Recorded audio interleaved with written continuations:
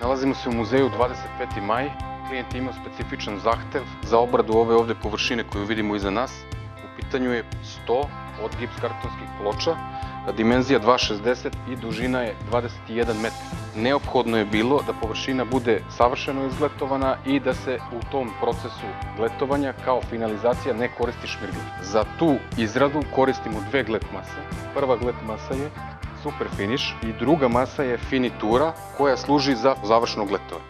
Osnovna prednost super finisha i finiture kao pastoznih materijala je mogućnost primjene, odnosno aplikacije valjkom. Koristi se običan valjak za boju, odnosno polodisperziju. U materijal se dodaje dovoljna količina vode, materijal se meša i nakon toga jedan aplikator nanosi valjkom, drugi završava, odnosno gletuje zidnu površinu ovakvom gletericom. Kod nas je ona popularnije nazvana leptir.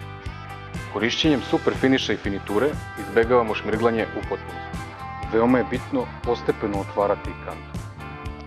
Ako se kanta naglo otvori, dolazi do pucanja poklopca i onda nije moguće hermetički zatvoriti ambalažu ponovo. Materijal je upotrebljiv 6 meseci nakon otvaranja kante ukoliko je kanta zatvorena na adekvatan način.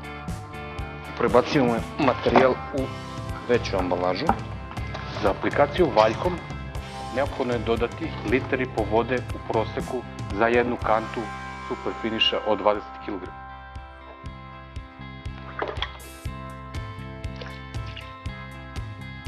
Nakon dodavanja vode neophodna je homogenizacija materijala.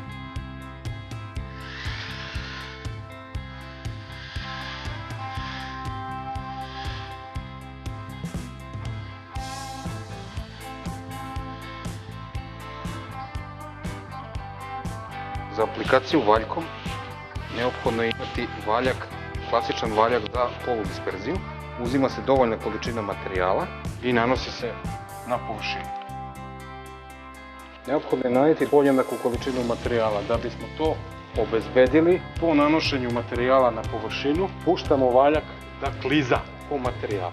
Druga faza posle nanošenja materijala je gletovanje površine specijalnim gletericama leptirima.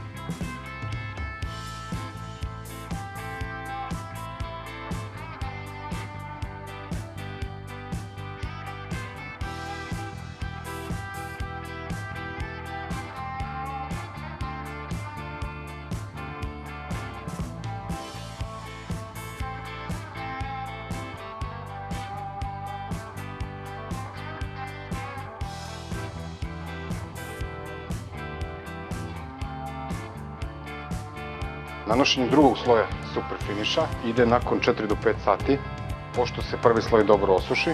Za drugu ruku neophodno je da materijal bude razređen sa 2 do 2,5 litra vode, znači malo je veće razređenje nego u prvom slučaju. I da bismo dobili bolje izgletovanu površinu, neophodan je malo jači pritisak, tako da savjetujem da se koristi leptir manjih dimenzija, ponudi imamo taj od 45 cm i onda možemo sa razređenijim materijalom malo više da stegnemo površinu i na taj način dobijemo bolje izgletovanu površinu. Nanošenje materijala kao i u prvom sloju, isto valjkom, što nam omogućava da mnogo brže završimo posao. Pastozna masa, koja služi kao masa za završnu obradu zidova, je finitura. Preporučena je obrada zidova posle super finisha. Nakon nanošenja 2 ruke super finisha nanosi se 1 ruka finiture. Karakteristično za ovaj materijal je da je potrošnja od 50 do 300 grama po kvadratu. Dobija se izuzetno glatka površina i smanjen utrošak boja nakon toga. Veoma bitno napomenuti je da finitura može da se tonira kako sa organskim, tako i sa neorganskim kolorantima, tako da postoji mogućnost dobijanja materijala sa kojim se rade veoma uspešne reprodukcije dekorativnih tehnika. Postupak pripreme materijala je identičan kao kod super finisha. Znači, moramo obratiti pažnju na otvaranje poklopca.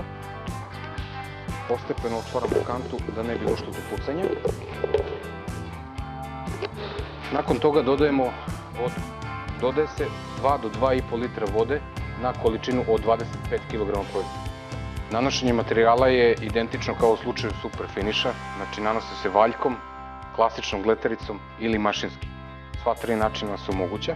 Bitna osobina ovog materijala je veliko otvoreno vreme za rad, od 20 do 25 minuta. Završnu ruku sa finiturom je moguće uraditi na polu mokar super finish. Tako da tu najbolje vidimo kompatibilnost između ta dva materijala. Nalazimo se u Muzeju istorije Jugoslavije i pripremamo izložbu Travel Komunike. Jedan od radova biće postavljen na sto koji se nalazi iza nas, koji je uređen u knovom sistemu i prilikom izrade imali smo specifičan problem gde, ukoliko bi se koristila normalna uobičajena tehnologija, proizvela bi puno prašine.